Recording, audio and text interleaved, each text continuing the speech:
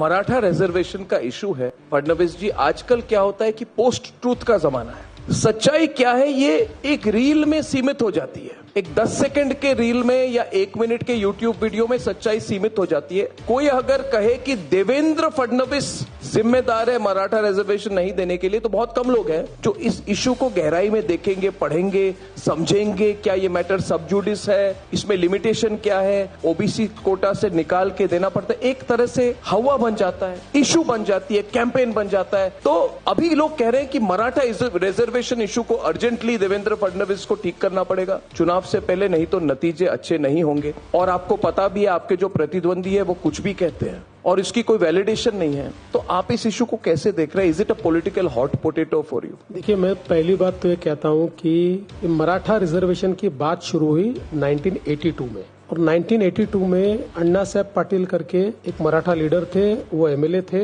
वो उस समय के कांग्रेस के मुख्यमंत्री जी के पास गए, उन्होंने कहा मराठाओं को रिजर्वेशन दीजिए, अगर आप नहीं देंगे तो मैं आत्मदहन कर लूंगा। और चीफ मिनिस्टर ने नहीं दिया, उन्होंने खुद को गोली मार ली और एक प्रकार से आत्मदहन कर लिया। वहां से लेकर ये लड़ाई चलती रही 2014 तक, और इस पूरे इतने सालों में केवल 4.5 साल अपोजिशन की गवर्नमेंट रही, बाकी सारे साल कांग्रेस की और शरद पवार जी की गवर्नमेंट रही। उन्होंने कभी मराठाओं को आरक्षण नहीं दिया। मैं मुख्यमंत्री बना, मेरे मुख्यमंत्री बनने के बाद ये मसला मेरे सामने आया, मैंने मराठा समाज को आरक्षण दिया। उस समय हाईकोर्ट में वो चैलेंज हुआ, हाईकोर्ट में भी हम जीते, आरक्षण के साइड से रिजल्ट आया। वो सुप्रीम कोर्ट गया, जब तक मैं मुख्यमंत्री था सुप्रीम कोर्ट ने न उसको स्टे किया न उसको नकारा। उद्धव ठाकरे मुख्यमंत्री बने, उद्धव ठाकरे जी के काल में केस जो है सुप्रीम कोर्ट ने खारिज कर दी और रिजर्वेशन कैंसिल कर दिया। उसके बाद उन्होंने कुछ नहीं किया, शरद पवार जी ने भी कुछ नहीं किया, और फिर एकनाथ शिंदे जी जब बने तो वापस हम लोगों ने मराठा समाज को 10% आरक्षण दिया। तो कुल मिलाकर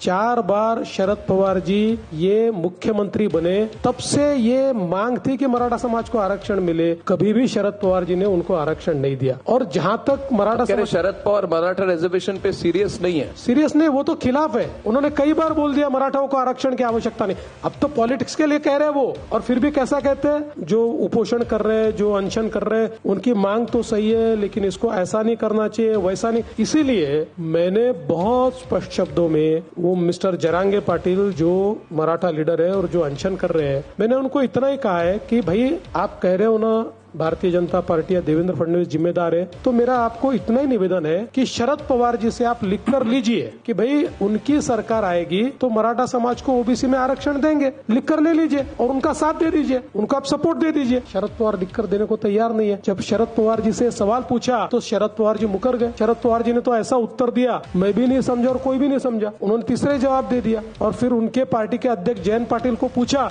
कि भाई आपका क्या कहना, उनका पवार साहब ने तो जवाब दिया ना, वही हमारा जवाब। तो मैं तो आज भी नेशनल चैनल के माध्यम से मैं जो मराठा आंदोलक श्री मनोज जरांगे पाटिल है, इनको कहता हूं कि आप कांग्रेस पार्टी, उद्धव ठाकरे, शरद पवार जी, इनसे ये लिख कर ले लीजिए कि उनकी सरकार आएगी तो मराठा समाज को ओबीसी में आरक्षण देंगे, और आप उनको जाहिर तौर पर अपना सपोर्ट दे दीजिए। ये राजनीति चल रही है, मराठा समाज को गुमराह करने की बात चल रही है। अरे मराठा समाज के लिए मैंने अन्ना साहब पाटिल आर्थिक विकास महामंडल तैयार किया, 1 लाख मराठा उद्योजक तैयार किए, 1 लाख। आज 1 लाख से ज्यादा मराठा उद्योजक ये हमने तैयार किया। हमने सारथी की शुरुआत की। आज IAS IPS में बड़े पैमाने पर मराठा युवाओं को उसके माध्यम से आज नौकरियां मिली है। इसलिए मुझे लगता है कि इसमें जो राजनीति करने की कोशिश चल रही है, ये राजनीति सफल नहीं होगी।